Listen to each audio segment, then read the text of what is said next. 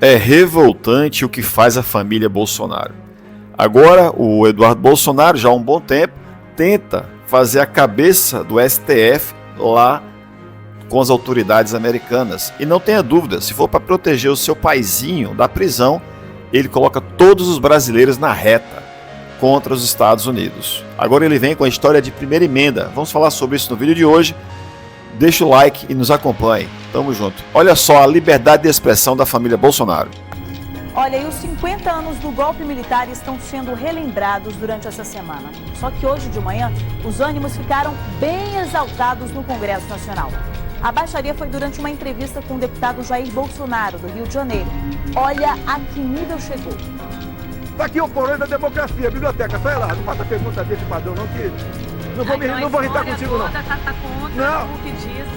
Mas você é uma idiota, você aprendeu onde isso daí? Você aprendeu onde isso? Eu tô falando que tá no diário do Congresso? Por que eu tô mentindo? Por favor.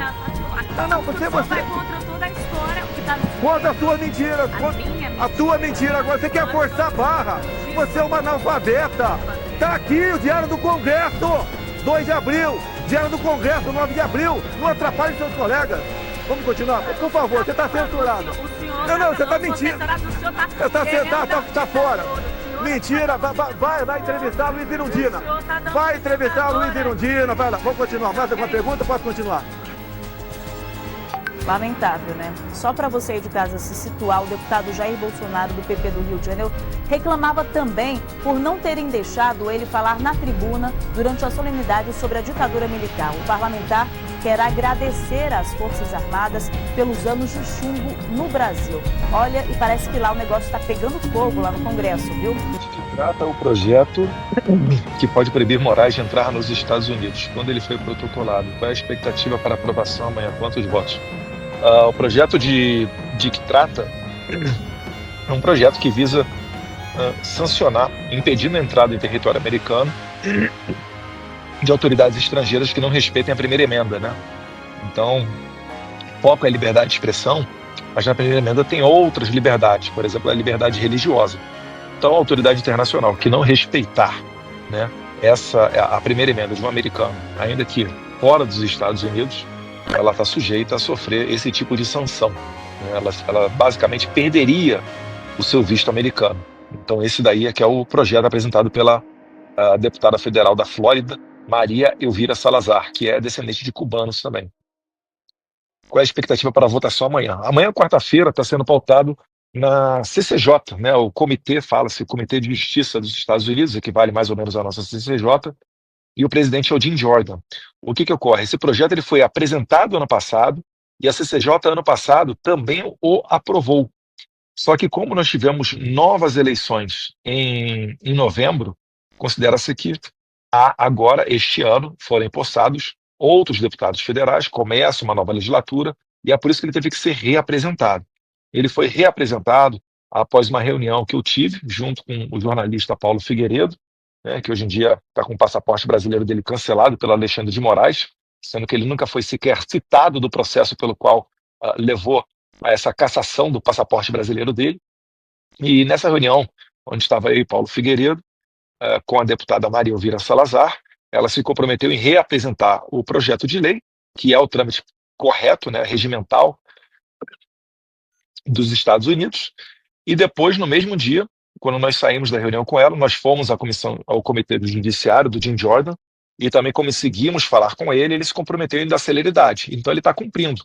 Semana passada, a Maria Elvira Salazar, ela reapresentou o projeto. Amanhã, quarta-feira, uma semana depois exatamente, o Jim Jordan está colocando ele para votação na CCJ. E a expectativa é que o projeto seja aprovado. Vide que os republicanos eles têm a maioria na Câmara dos Deputados.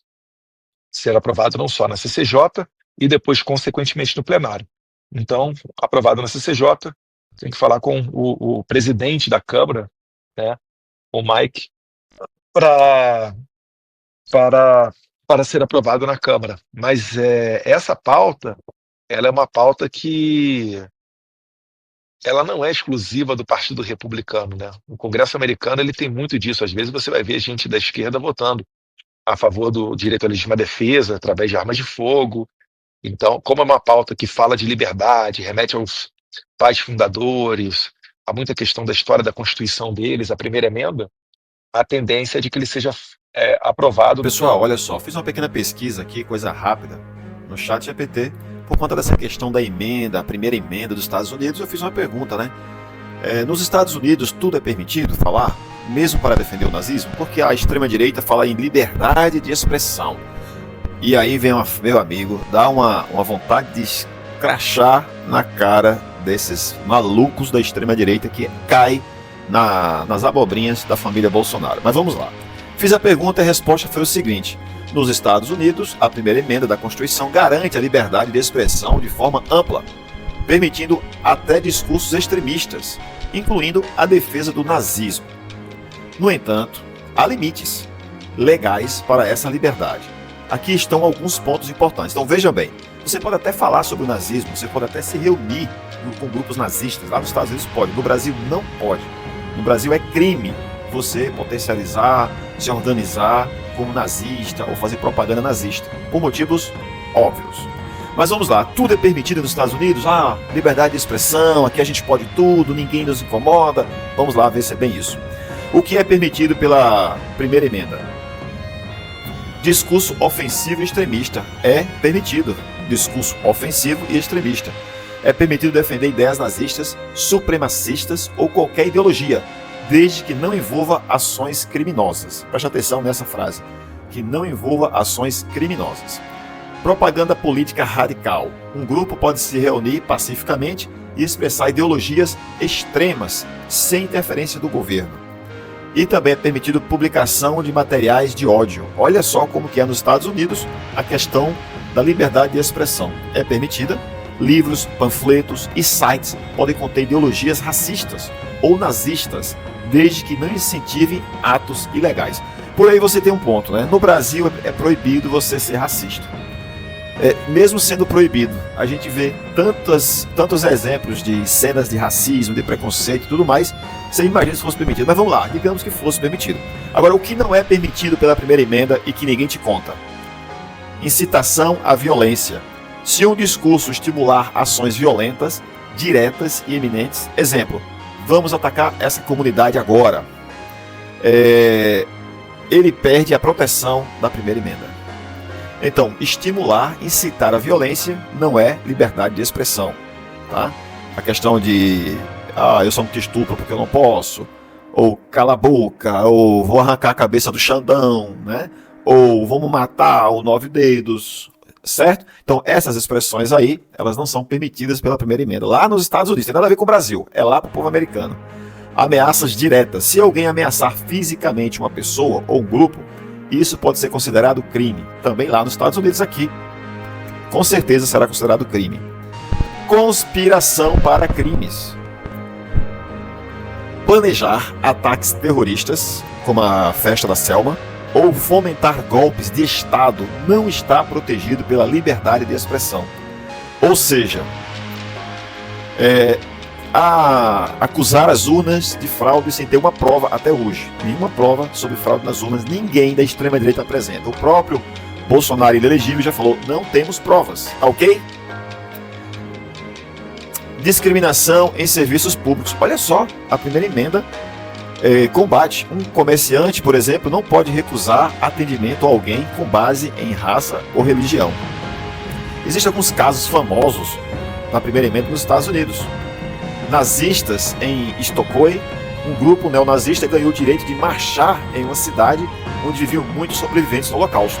A Suprema Corte decidiu que a liberdade de expressão se aplicava a eles. Preste atenção. É isso que você quer no Brasil? É isso que você defende? Que grupos nazistas têm o direito de se reunir e fazer uma marcha em frente, por exemplo, a descendentes das vítimas do Holocausto? Preste atenção. Em Charlottesville, em 2017, supremacistas brancos organizaram um protesto que resultou em violência e morte. Embora a manifestação fosse legal, a violência levou a condenações. Ou seja, claro, logicamente que uma manifestação tem o risco eminente de violência. E Donald Trump e o ataque ao Capitólio em 2021, ele alegou liberdade de expressão, mas o Congresso considerou que ele incitou a violência, levando a processos contra ele. Infelizmente, como ele já é presidente novamente, não vai dar em nada, né? Mas isso é só para você entender um pouquinho sobre essa tal primeira emenda que tanto se fala lá nos Estados Unidos. Nos Estados Unidos é permitido falar quase tudo, incluindo discursos nazistas e supremacistas, desde que não envolva violência, ameaças ou crimes reais. Essa liberdade extrema é um grande contraste com países como Alemanha e Brasil, onde a apologia ao nazismo é crime. Ok? Há alguma dúvida? Espero que não tenha ficado nenhuma dúvida sobre isso. Ficamos por aqui, pessoal. Deixe seu like, sua inscrição e também deixe sua música em homenagem à família Bolsonaro. Um abraço, saudações, até o próximo vídeo.